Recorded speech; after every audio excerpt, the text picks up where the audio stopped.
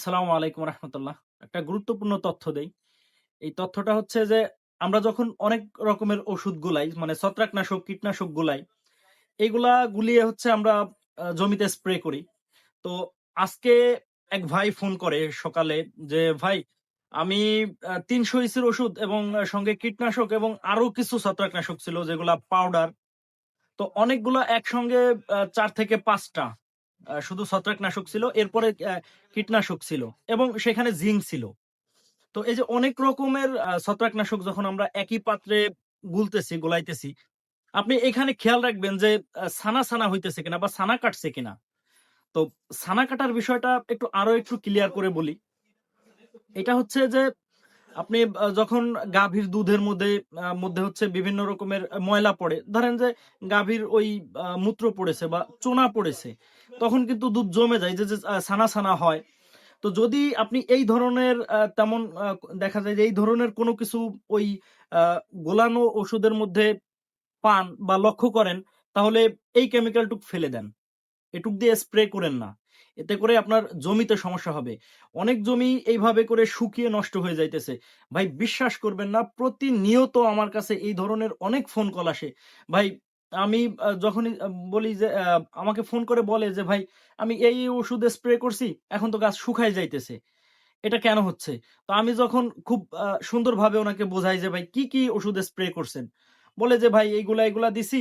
একসঙ্গে zinc, PGR এবং আ carbendazim, আ mancozeb, আ সাথে লুনা। তো এই ধরনের অনেক কিছু মিশাই দিছি। আ দেওয়ার পর সঙ্গে কীটনাশক থাকে। তো ওই সময় স্প্রে করে দিছি। তখন তো তেমনটা কিছু দেখতে পাই নাই। পরে গাছ তো আস্তে আস্তে লাল হয়ে গেছে, শুকায় আসতেছে। এখন কি করণীয়? বা এটা হওয়ার মানে কি?" তো যখনই জিজ্ঞাসা যে, "ভাই এটা কি আ ছানার মতো হইছিল কিনা?" কয়, "হ্যাঁ, ওষুধ দেওয়ার পর কিছুটা দেখা গেছে যে একটু ঘন হয়ে গেছে, ছানার মতো হয়ে গেছে। মানে পানি ফেটে গেছে।" তো এটা যখন আপনি দেখবেন তখন ওই গাছে স্প্রে দিবেন না। মানে সকালবেলা আজকে যখন এক ভাই ফোন করে বলতেছিল যে, "ভাই এটা হইছে।" তার মানে কি? এটা কেমিক্যাল রিঅ্যাকশন হইছে।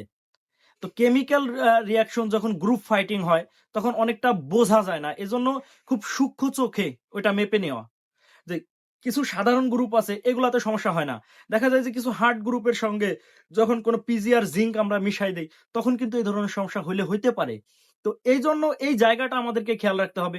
যেমন গত কয়েকদিন আগে আমি একটা ছবি পোস্ট করি। যেখানে ছিল জিব্রিলিক অ্যাসিড ছিল, 4-CPA ছিল, আ জিংক ছিল, এরপরে আ মিরাবিশ ডুও ছিল, ম্যানকোজেব ছিল, এরপরে অ্যান্ট্রাকল ছিল, এরপরে ট্রেসার ছিল। তো এই যে এতগুলো একসঙ্গে দিচ্ছেন, এটা আপনি একটু খেয়াল করেন। যে এতগুলো একসঙ্গে তো লাগছে না। আপনি এতগুলো দেন কিন্তু একটু বারবার দেন। পেঁয়াজ সাধারণত পানি জাতীয় ফসল। পেঁয়াজ, রসুন এগুলো পানি জাতীয় ফসল। যার কারণে অনেক সময় দেখা যায় যে গাছে শুয়ে নেয় বা গাছে শুয়ে যায়। বাকি আপনি যে সমস্ত ডালযুক্ত গাছ আছে আপনি স্প্রে দেখেন বা লতা জাতীয় যেই গাছ আছে একটু স্প্রে করে দেখেন যে এই ক্ষেত্রে কি হয়? আপনি ফিডব্যাকটা তখন বুঝতে পারবেন যে কি পরিমাণ ক্ষতি হয়। তো এজন্য বলব যে যারা অনেক প্রোডাক্ট একসঙ্গে গোলানের পর যদি দেখেন যে এই পানিটা ছানা কাটছে, মানে ছানা হয়ে গেছে, আপনি মানে আপনার টাকা নষ্ট হইলে ওটা ফেলে দেন। ওটা জমিতে স্প্রে কইরেন না। ওইটার ক্ষতির দিকটা অনেক বেশি। আর স্প্রেতে সবাই টিউবওয়েলের পানি ব্যবহার করবেন। পুকুর, নালা, নর্দমা যেগুলো আছে এগুলার পানি এভয়েড করেন। আপনার একটু কষ্ট হলেও আপনি পরিষ্কার পানি ব্যবহার করেন। সবথেকে ভালো রেজাল্ট পাবেন। এবং প্রত্যেকটা ওষুধকে ১ টা ২ টা ৩ টা হইছে মিশাই দিছেন সেটা ঠিক আছে। যে এটার সাথে যাবে কিনা এটা দোকানদারের থেকে ভালো করে জানতে চেষ্টা করবেন। এটা হচ্ছে একটা বিষয়। আর আরেকটা বিষয় যে যখন পরিষ্কার পানি দিয়ে এই ওষুধগুলা স্প্রে করবেন, আপনি 100% রেজাল্ট পাবেন। এটা হচ্ছে আরো একটা বিষয়। তো আমার আ ভিডিও যদি ভালো লাগে গ্রহণ করেন, বাকি ভালো না লাগলে এভয়েড করেন। এই বিষয় হচ্ছে আমি কৃষক মানুষ। আমি আমার কৃষকের যেই অভিজ্ঞতার জায়গা আছে, এই জায়গাটুকু আমি আপনাদের সঙ্গে শেয়ার করি। ১ম হচ্ছে আমি কৃষক, পরে হচ্ছে দোকানদার। এটাই। তো সকলে ভালো থাকবেন, সুস্থ থাকবেন। আল্লাহ হাফেজ।